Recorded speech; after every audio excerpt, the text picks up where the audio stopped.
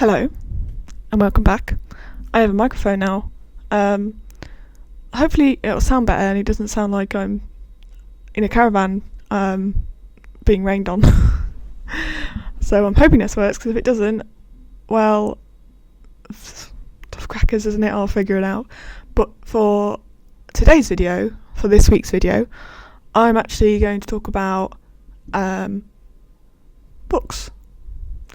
Because I used to be a lover of reading and I really want to get back into that, so I thought if I go through some of my favourite books from the last, I think it's been 6 or 7 years that I've been reading frequently. I think in 1 year I actually read 81 books, so yeah, I'm a reader. And I want to get back into that. I think this year I've only read I want to say 15, maybe 16, and that's not a lot for me. And to other people that might be a lot, and that's absolutely fine. But I want to get back into it since my mental health has been so bad, and it used to do a lot for me, and it's just finding that motivation again. So I thought if I talk about some of my favourite books, it would bring back that motivation, I hope. So hopefully if I figure this out correctly, I will be able to post a picture of the book somewhere here. I hope. We'll find out. Sorry, it's really heavy as well. I'm wearing this big thing because it's freezing in my flat and I don't have a radiator that I can use because my computer is currently sitting in front of it because I haven't really got anywhere else to put it. So it's cold, so I'm all snuggled up. Excuse the mess, I'm a messy person, I'm a messy girl. Apologies, my microphone cut out there, which isn't a great sign. I think I pulled it out on accident. That's very me. I was saying that I'm a messy girl because, it's in the mess. Sometimes I go through periods where I clean everything to an inch of its life, and the next thing you know, a bomb's gone off in here, and that's just who I am. Anyway, I'm going to look at some of my favourite books and, like I said, hopefully picture here. This is new to me, okay? I am learning. Always learning. Okay, so my favourite book of all time, which is what I'm going to start with. These, other than this one, they will be in no particular order, will be Children of Time by Adrian Tchaikovsky. And it's basically about sentient spiders. Spiders evolve from spiders to a full-on space race, and it's so intricate, so interesting. I fell in love with it, and it's not just about the spiders either. You do follow them through when they start off as just regular spiders, all the way through revolutions, like industrial revolutions, agricultural revolutions, famine, war, politics, gender equality. They go through all of that, and it's amazing. You literally follow them over these hundreds of, I think, thousands of years that are taking place, and in between that you are with the last of the human race, who are trying to find a planet to call home because Earth is gone. And obviously they turn up to this world with the sentient spiders, which, funny enough, were created by humans to begin with as part of a project, but I don't want to give too much away. And it's just about these humans and spiders, and you're like, who deserves the planet? It's absolutely brilliant. I've actually read it 4 times now. I've got the physical book, and I've heard the audio book, and the narrator is just, she's amazing. Highly recommend. So some of the others, so one I read this year, which was actually a surprising one, which I really, really loved, was The Wager by David Gran. And it's technically a non-fiction because it's about a shipwreck, and the people who run this ship called The Wager, and how they were shipwrecked on an island, and there's mutiny, and it's based on true accounts from their journals and stuff, and you just get to know each of the people. Then when they wash up on this island, all this stuff happens, and it's hard for me to explain, but it actually happened in real life. So I really enjoyed it, and I don't actually know what made me pick it up. It was just by chance, but if you do like the idea of non-fiction shipwrecks and what happens to those people on board, I'd highly recommend that as well. And that's not even my usual genre, it's just one that I really enjoyed.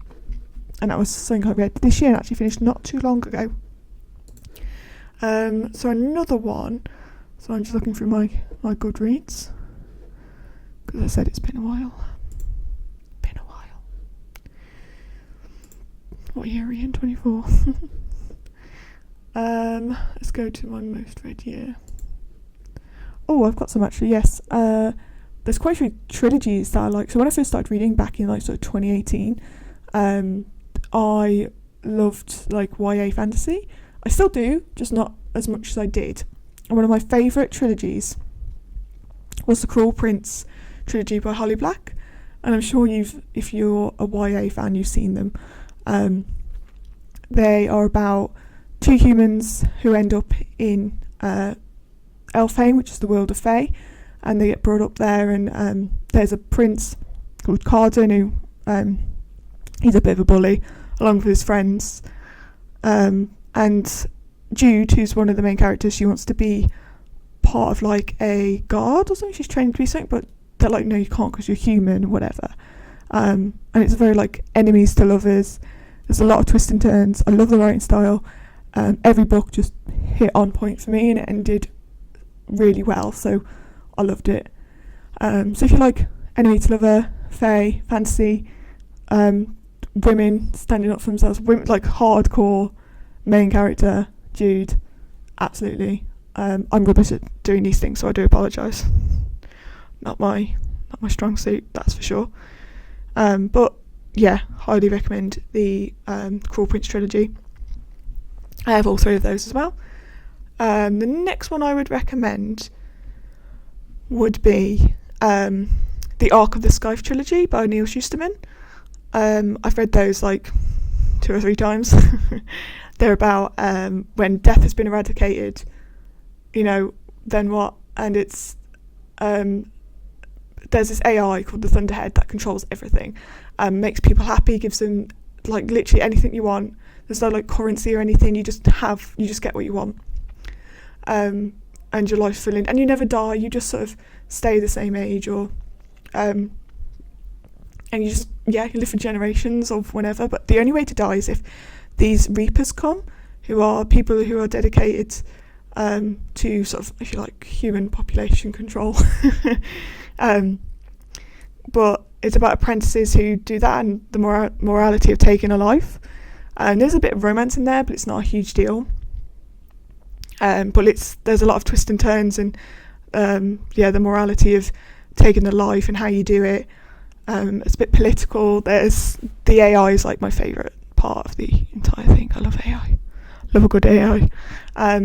But the second book just blew my mind at the end.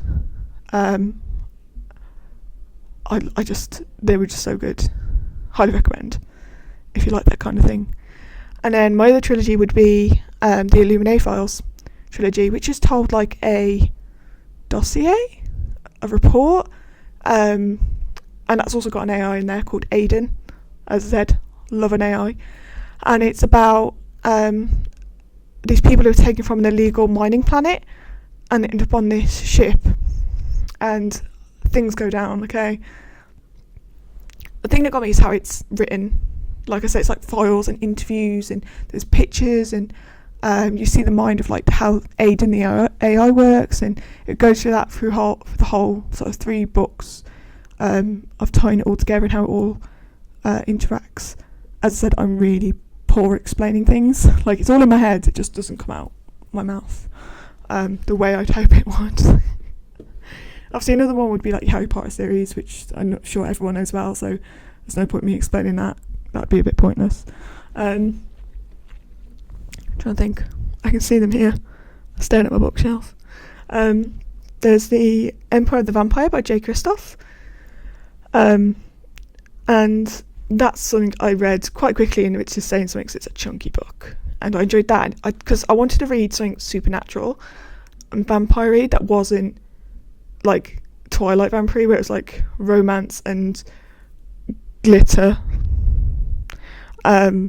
so I went for gritty, and that's exactly what Empire of the Vampire is.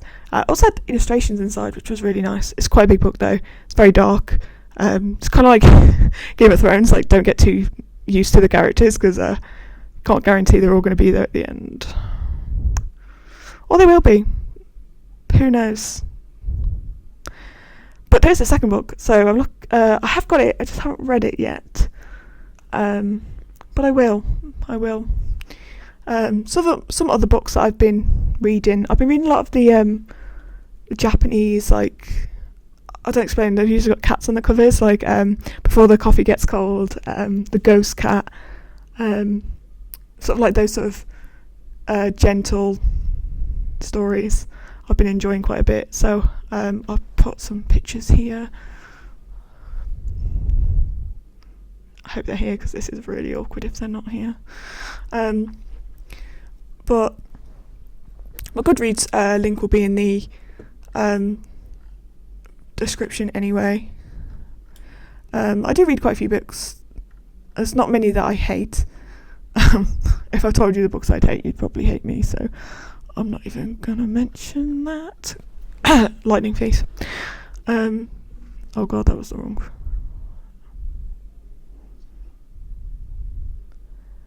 Yeah, I'm not mentioning the books actually. I was going to do it, but I thought better not. I really hope this microphone's working, otherwise I'm just talking to nobody and it's going to be really quiet. So actually, you know what, that has sort of made me feel better. It has made me sort of want to go, oh, maybe I should pick up a book soon. I am actually reading 3 books at the moment, slowly. I'm reading The Ghost Ship by Kate Moss, because I seem to be having I want to read about ships now. I've read The Wager, even if they're not real ships at the minute. The Ghost Ship by Kate Moss, Playground by Richard Powers, and Nexus 9, which was an arc by Mary E. Lode. I've actually got 3 more days to finish that, but I'm only to be fair, I'm about 50% through, and it's only a short book, so I will finish that soon. I am enjoying it, so can't complain really. But yeah, those are my books, the books I would recommend, and yeah, I feel it has worked actually. I do feel a lot more motivated. Also gave me a chance to use my new microphone, which is very big and very heavy. My camera is also on a tripod now, not on stacks of books like it was in my other 2 videos. But I hope you enjoyed this one. It's not really a 30s journey one, it's just going to be, I'm going to have like a hobby sort of playlist as well, to try and, because I think that's part of my mental well-being, sort of bringing that back to myself, learning new things, getting back into the hobbies that I really loved. And so yeah, I hope that you enjoyed this video. I enjoyed making it, and yeah, thank you. Like and subscribe. Bye.